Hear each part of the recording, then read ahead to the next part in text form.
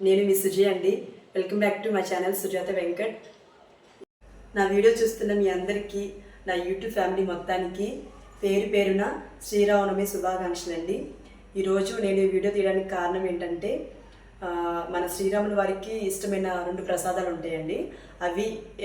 అవి ఒకసారి మీకు చేసి చూపిద్దాము అన్నట్టు నేను వీడియో చేస్తున్నాను. మన శ్రీరాముల వారికి ఇష్టమైన ప్రసాదం ఏంటంటే పానకము, వడపప్పు అండి. సో అవి ఎలా చేస్తారో కొంతమందికి తెలియదు కదా, తెలిస్తే స్కిప్ చేసేయండి. తెలియని వాళ్ళకి అనేది ఈ వీడియో అనమాట. సో ఎలా చేస్తారు ఏంటి అనేది నేను మీకు చూపిస్తాను. Please get in to video. ఒక నిమిషం.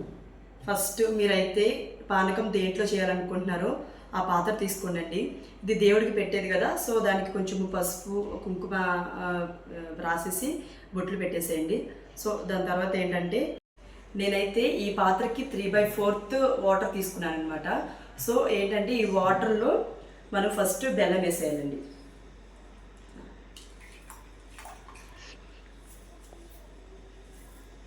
ఎక్కువ సరిపడినంత బెల్లం వేసుకోండి, వాటర్కి తగినంత బెల్లం వేసుకోండి. కొంచెం స్వీట్ ఎక్కువ తినేవాళ్ళు ఉంటే, స్వీట్ ఎక్కువ తాగేవాళ్ళు ఉంటే కనుక ఇంకొంచెం ఇంకొంచెం బెల్లం ఎక్కువ వేసేసుకోవచ్చు, బాగుంటుంది తీయగా.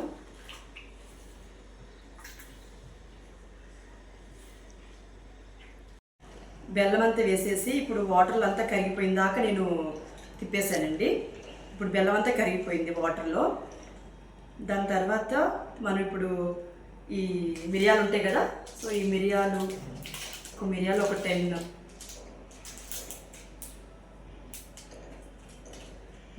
10 తీసుకోండి.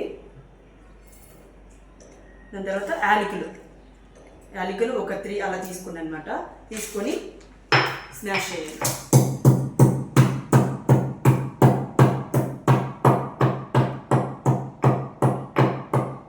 ఈరోజు మా బాబు తీస్తున్నాడు అనమాట వీడియో, ఎట్లా వస్తుందో ఏమో తెలియదు.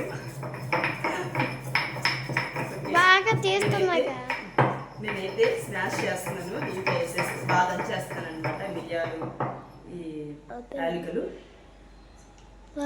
స్మాష్ చేశాను కదా. సో ఈ పౌడర్ తీసుకొని మీకు కనుక ఈ చిన్న రోలు కనుక లేకపోతే ఈ మిరియాలు, ఈ యాలకులు వచ్చేసి మీరు మిక్సీలో కూడా మిక్సీలో గ్రైండ్ చేసుకొని మీరు వేసేసుకోవచ్చు. నేనైతే ఇప్పుడు ఈ పౌడర్ తీసేసుకొని యాలకులు అండ్ మిరియాల పౌడర్ వచ్చేసేసి దీంట్లో కలిపేస్తున్నాను.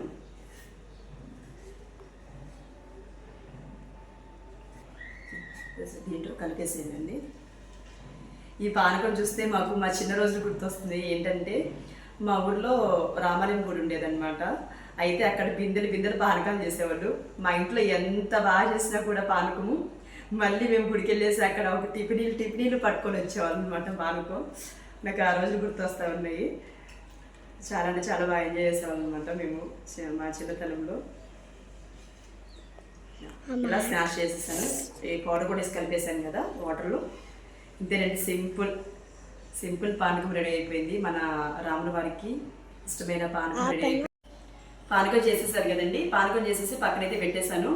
ఇంకొక ప్రసాదం ఏంటంటే, మన రాముల వారికి ఇష్టము వడపప్పు అనమాట. అయితే ఏంటంటే, వడపప్పు కావాల్సింది ఏంటంటే ముందు పెసరపప్పు అనమాట. పెసరపప్పు ఏంటంటే ఒక 1 అవర్ ముందే మనము నానబెట్టుకోవాలి. నానబెట్టుకున్న తర్వాత ఇలా అవుతుందండి పెసరపప్పు. ఈ పెసరపప్పుకి ఏంటంటే మనం కొంచెం బెల్లం యాడ్ చేసుకుందాం.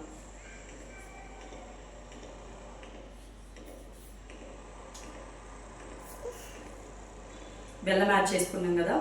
ఈ బెల్లం తర్వాత మనము కొబ్బరి ముక్కలు కూడా యాడ్ చేసుకోవచ్చు అండి, చాలా బాగుంటుంది.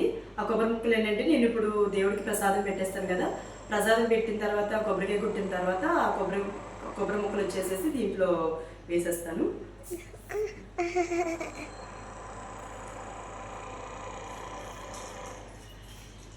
అంతేనండి, వడపప్పు. మన రాముల వారికి ఇష్టమైన ఈ పానకము, వడపప్పు రాముల వారికి చాలా అంటే చాలా ఇష్టం అండి. ఈ వీడియో కనుక మీకు యూజ్ఫుల్ అయితే కనుక మీరు లైక్ చేయండి, షేర్ చేయండి, కామెంట్ చేయండి. ఏదైనా తడబడతా కనుక మాట్లాడినట్టు ఉంటే కనుక ప్లీజ్ నన్ను ఎక్స్క్యూజ్ చేసేయండి. Thank you so much. నన్ను ఆదరించాలి, మీ ఇంటి ఆడబిడ్డలాగా నన్ను ఆదరించాలన్నమాట. మీ సపోర్ట్ ఎప్పుడు నాకు ఉండాలని చెప్పేసి దేవుడిని మనస్ఫూర్తిగా కోరుకుంటున్నాను. అండ్ ఆ రాముల వారి ఆశీస్సులు అనేది మీకు మీ కుటుంబ సభ్యుల మీద ఎప్పుడు కూడా ఇలాగే ఉండాలని చెప్పేసి ఆ దేవుని మనస్ఫూర్తిగా కోరుకుంటున్నాను. థ్యాంక్ యూ సో మచ్ అండి. ఇంకా ఈ ప్రసాదం తీసుకెళ్ళేసి మన దేవుడి దగ్గర పెట్టేద్దాం, ఓకేనా.